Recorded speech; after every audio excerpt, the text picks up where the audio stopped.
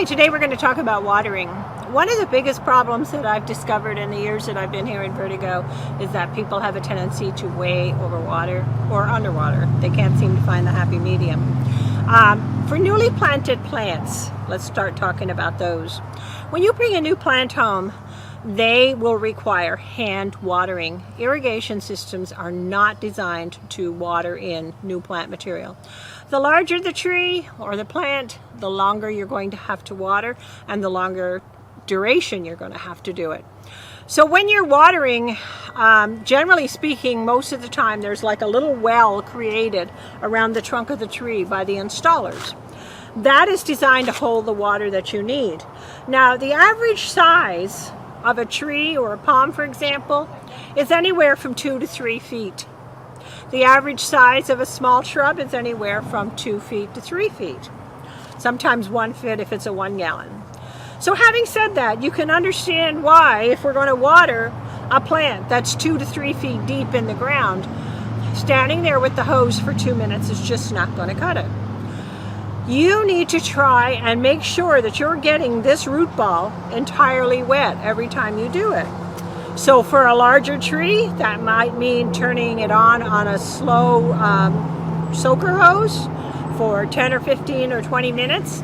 It might mean standing there with the hose, filling up that well, let it drip through, fill it up again a second time, let it drip through, fill it up the third time, let it drip through if it's a large tree.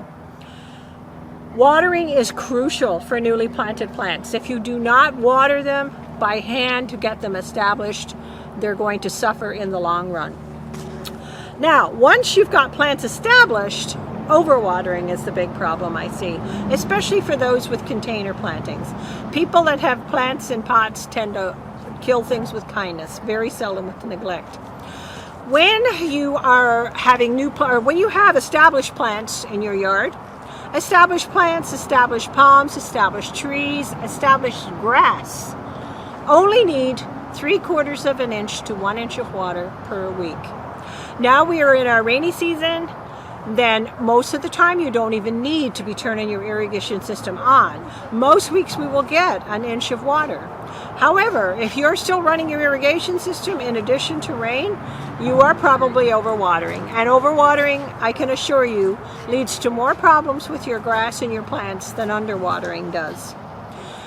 Whenever you have a very large tree, you're going to have to water that potentially for 6 months or longer by making sure that if we don't get heavy rain, that you are giving it a drink once every so often.